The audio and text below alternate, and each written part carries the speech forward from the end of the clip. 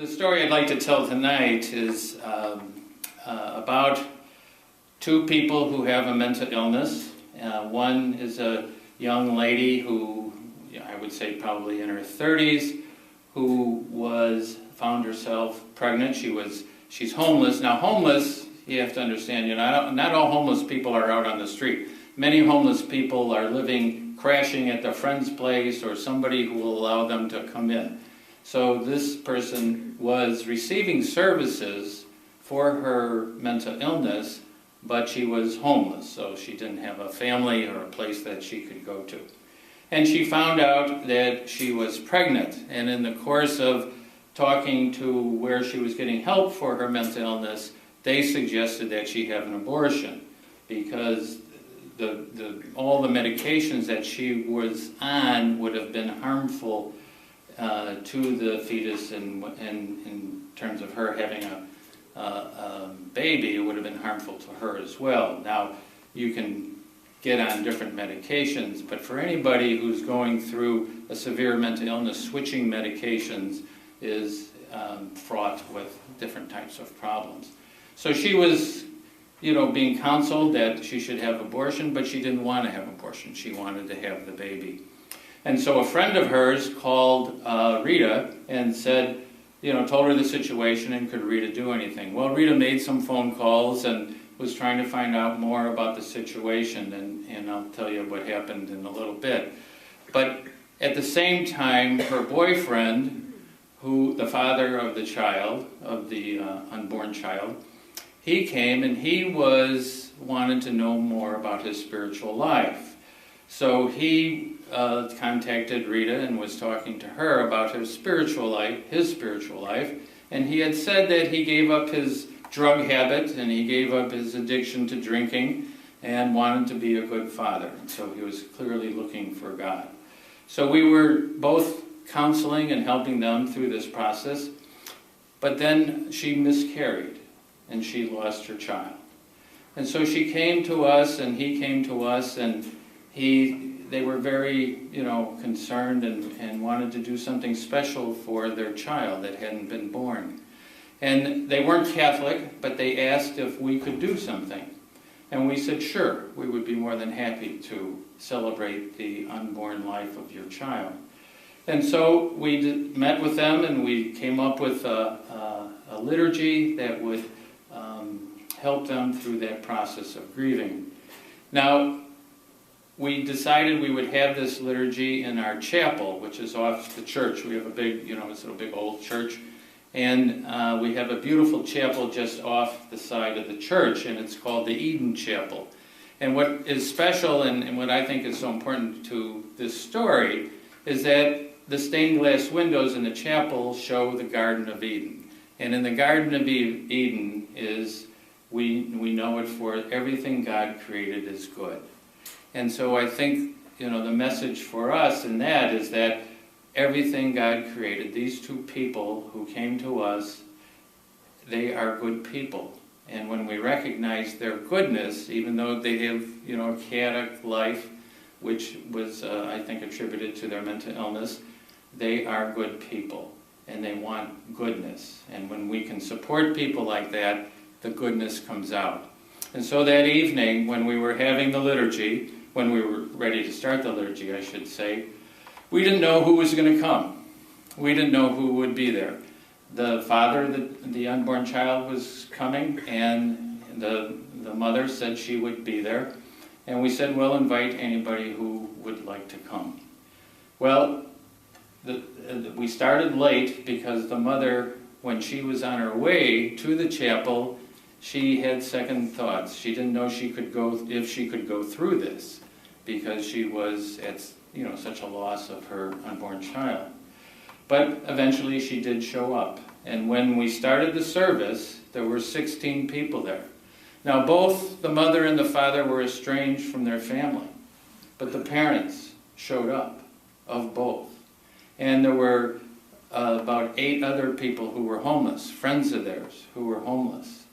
And I didn't know what was going to happen in terms of how anybody would respond, but we trusted that God was there And certainly God would show us his love and show them God's love. And so I started the service, and we did some readings, and then I said a few words, and I really, it's very difficult to come up with something to say in those circumstances.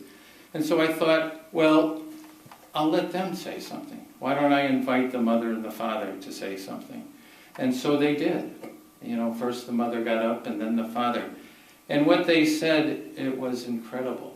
It was that how much they loved God, how much they wanted to be with their child in heaven, and they spoke beautifully of a spirituality that they had, and you wouldn't have expected it, quite honestly.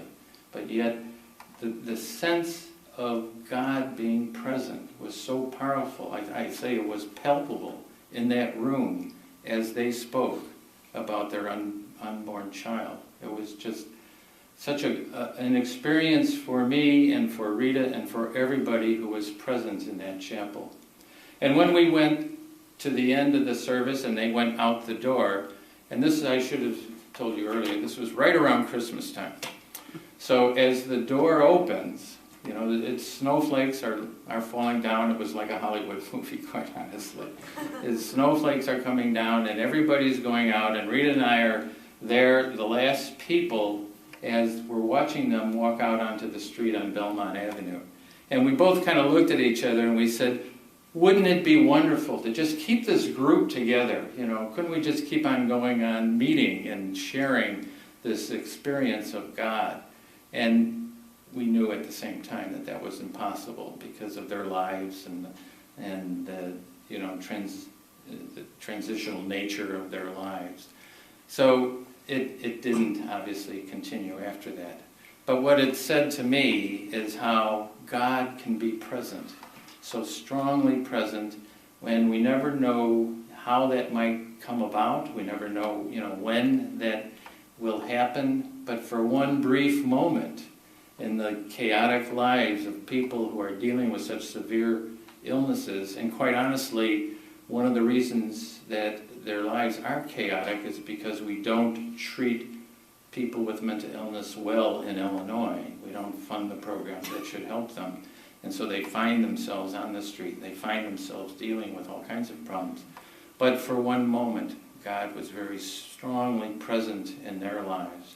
And it not only, I think, spoke to them, but it spoke to me, that how important it is to be non-judgmental, to love in a way that doesn't say, I think you should be this, I think you should be that. Rather, appreciating people for who they are, not who we think they should be. And that's what I think is unconditional love. And when unconditional love like that happens, I believe miracles do happen.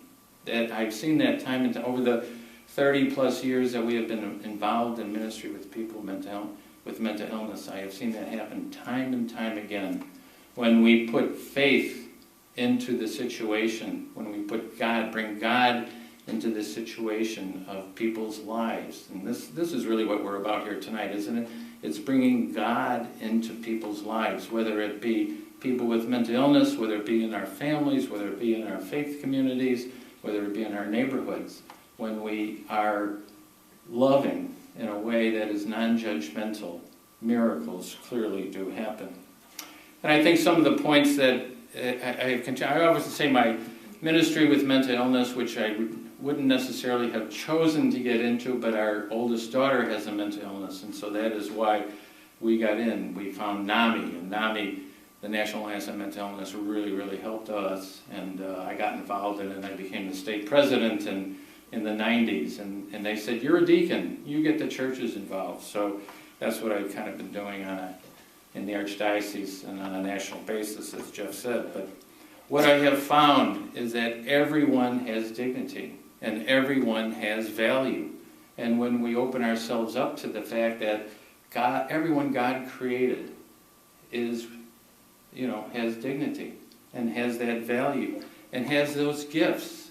And that's the problem in our society today, is that, a lot of times we say, well, people should be like this, or people should, but everybody has gifts to bring. And when we allow that to happen by loving them unconditionally, that those gifts come out. So I would just say, too, that, we are instruments of God's grace. God works through us. There is no question about that. And when we go to church on Sunday, we receive Christ. And then for the rest of the week, we go out and bring Christ to others. Again, whether it be in our neighborhood, in our family, at work, and wherever it might be. So I just want to thank you for allowing me to share that story with you. And are there any questions? Yes, it's wonderful. And I do work with that task force. And again, one of the things the task force asked me to do, and others who work with me, is to come out and speak at parishes. My wife Rita is here. We are celebrating 50 years of marriage this year, so I tell people I think it's going to work out. Mental illness is something that is 1 in 4 people are affected by it. For 1 in 17, it's going to be serious and persistent. And it is something that we don't talk a lot about. We talk a lot about all those other diseases, but we don't talk a lot about mental illness. So it's kind of a silent illness. And so in every parish, in every community, there are many people who are dealing with mental illnesses and need support and need and sometimes help of the faith community to understand where God is in all this. And this is something we can do. And so I have spent a lot of my life, and Rita spent a lot of her life, trying to get that message across and helping parishes understand what mental illness is and how they can reach out to people and families who have mental illnesses. Thank you.